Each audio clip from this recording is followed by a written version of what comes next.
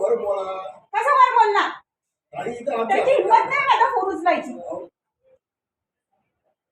सकाळपासून फोन करते, एक फोन उचलत नाहीये. अरे आजारी माणूस आहे, त्याला गरज आहे पैशाची. 20% ऑपरेशन झालेलं आहे माझं.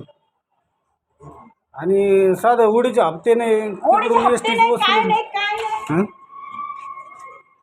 लाव फोन, सांगा घाडगेनी गोंधळ घातला.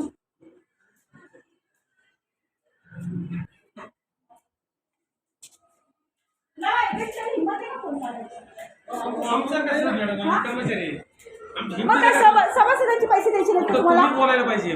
काय किती बोलणार? डीसी साहेबांना फोन लावा म्हणा, रिकव्हरी द्या साहेब. रिकव्हरी थांबल्यामुळे कर्ज देत नाही. लावा तुम्ही. कशाचा? माझा फोनच उचलत नाही सकाळपासून. डीसी साहेब तर उचलतील ना, तुमची आहेत ना ते. कशाचा? VCMDला लावा. डीसी नाही सांगा, त्यांनी गोंधळ घातला. सांगा माझं नाव सांगायचं. काय माझं नाव सांगायचं. काय मी सभासद आहे. एक सभासद माझ्याकडे आलाय. चुकलं म्हणतो का मी? मग ठीक आहे, तुम्हाला द्यायचं नाही ना, हप्ते काढायचं बंद करून टाका. ते कर्ज आहे. लावून ते खेडकरला कोणी एकाची पण हिंमत नाही खेडकरला. माझं नाव बघितलं त्यांचं फोन नाही ह्यांची माझं तर उचलीतच नाही. हिंमतच नाही त्यांची फोन उचलायची.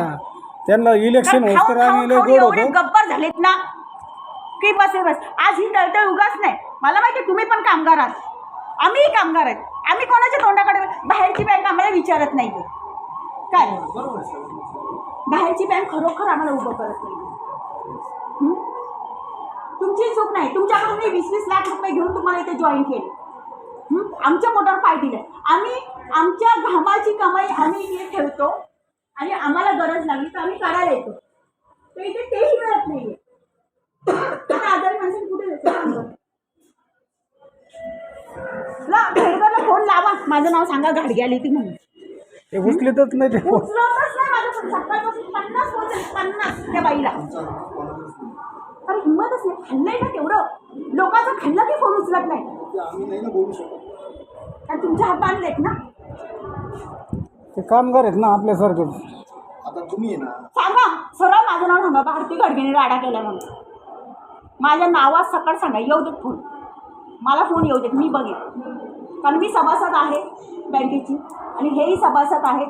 आज त्यांना गरज आहे, बँक देत नाही आहे. कर्जदाराच्या जामीन पोटीच्या कपात होती, त्याचं पण व्याज भेटायला पाहिजे ना. पण ते नाही. दरवर्षी व्याज मिळतं. तुम्ही ऐकून घ्या. हां, हे पैसे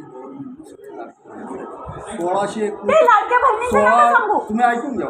1600 कोटी रुपये एसटी. हे बघा, तुम्हाला माहिती आहे आपली बँक ही सेपरेट आहे ना. आपली बँक कुणाचं कर्ज घेऊन घे न हे कर. आमचा पगार झाला रे झाला की आमचं लगेच आमचं व्याज काटलं जातं. त्यामुळे ही बँक त्या लाडक्या बहिणीची मिंदी नाही आहे. तुम्ही त्या लाडक्या बहिणीचं मला सांगू नका. मी काही नवीन नाहीये. सांगतो ते तर तुम्ही तुम्ही ऐकून नका घ्यायची सांगू परिस्थिती मला. नाही. लाडक्या बहिणीचा आणि ह्याचा काही संबंध नाही आपला. कारण आमचं व्याज काटलं जातं.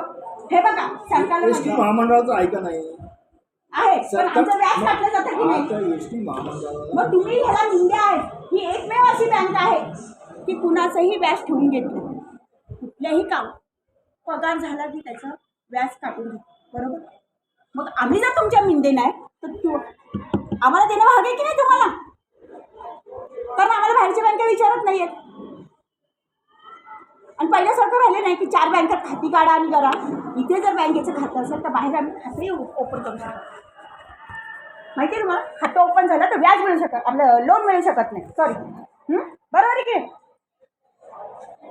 त्या सदावर्ताला सांगा की कमी खाजारा आणि लोकांची द्या, तळतळ घेऊ नको राहिलेली. नाही तर एक दिवस चपला त्याच्या अंगावर पडतील. जा नाव सांगा माझं. चला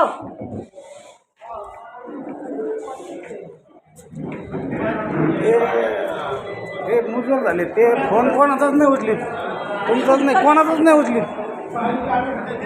ते मला म्हटलं हे काय केलं ना पूर्ण 4 मिनिट.